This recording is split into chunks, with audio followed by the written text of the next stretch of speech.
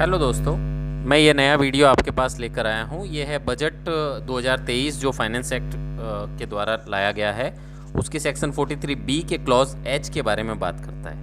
ये क्लॉज क्या है?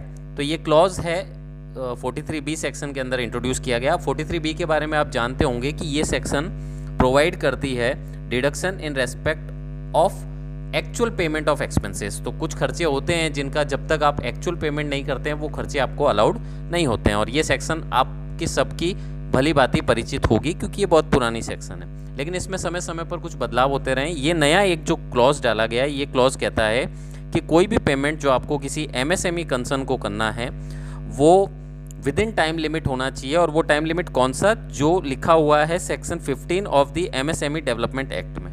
अच्छा, वो टाइम लिमिट क्या है और कौन सी कंसर्न को MSME हम कहेंगे, ये जानना हमारे लिए ज़रूरी है, क्योंकि ये पॉइंट जो है वो ऑलमोस्ट, अगर आप डीपली इसको हम समझेंगे आगे, तो आप ये पाएंगे कि ये प्रोविज़न ऑलमोस्ट सब कंसर्न पर लागू हो जाता है जो कि कोई भी ऐसा पेमेंट किसी MSME को करती है। अब MSME का मतलब क्या होता है?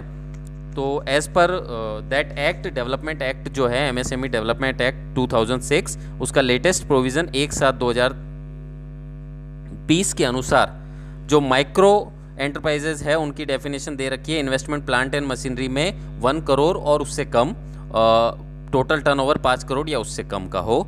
स्मॉल के लिए उन्होंने डेफिनेशन दे रखी है investment in plant and machinery 10 crore या उससे कम, और टर्नओवर जो है वो 50 करोड़ या उससे कम। और मीडियम एंटरप्राइजेस के लिए डेफिनेशन दे रखी है प्लांट एंड मशीनरी के अंदर इन्वेस्टमेंट 50 करोड़ या उससे कम, और टोटल टर्नओवर जो है वो 250 करोड़ या उससे कम। तो अगर आप इस डेफिनेशन को डीपली समझेंगे तो आप पाएंगे कि लगभग जितने भी व्यापारी है वो सारे इस डेफिनेशन के अंदर कवर होते हैं, और उन सबको हम MSME कह सकते हैं। तो इसका डीपली ये सेंस हो गया कि अगर आप किसी भी MSME से कोई चीज़ परचेज करते हैं या आप परचेज करते हैं या कोई खर्चे का पेमेंट करते हैं, तो आपको उसका पेमेंट जो है वो प्रिस्क्राइब टाइम लिमिट में पे करना है। Now what is the prescribe limit? तो प्रिस्क्राइब लिमिट के लिए हमने देखा इस एक्ट जो डेवलपमेंट एक्ट 2006 है उसके प्रोविज़न को हमने पढ़ा, तो वहाँ हमने पाया कि यहाँ लिखा हुआ है 45 डेज। तो अगर आप कोई भी परचेज करते हैं किसी भी MSME से तो उसका भुगतान आपको 45 दिन के अंदर करना है, और अगर आप 45 दिन में उसका भुगतान नहीं करेंगे तो वो एक्सपेंडिचर आपके लिए डिसअलाउड हो जाएगा। अच्छा, ये प्रोविज़न जो डाला गया है, हालांकि सेक्शन 43B में पहले से एक प्रोविज़ो है जो कहता है कि अगर किसी पेमेंट को आपने टाइमली पे नहीं किया है तो आप उसको 139(1) की जो ड्यू डेट है रिटर्न फाइलिंग की, वहाँ तक भी अगर आप पेड कर देते हैं तो आपको वो खर्चे की छूट मिल जाएगी। बट क्योंकि वो प्रोविज़ो के अंदर भी लिखा हुआ है कि एक्सेप्ट क्लॉज एच, तो इसका मतलब ये हुआ कि आपको जो भी पेमेंट करना है किसी MSME को वो विद इन 45 डेज करना पड़ेगा, और अगर आप नहीं करेंगे तो वो डिसअलाउड हो जाएगा। नाउ ये क्या है? तो ये एक बहुत खास प्रोविज़न है जिसका इम्पैक्ट बहुत डीपली गिरने वाला है सभी के ऊपर।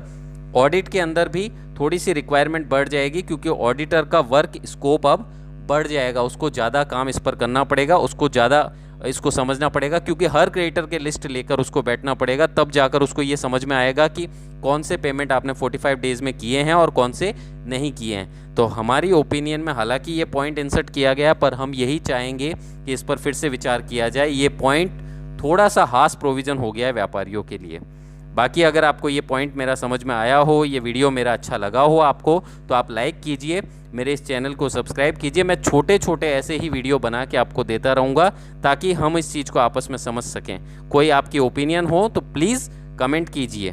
Thanks for watching my video.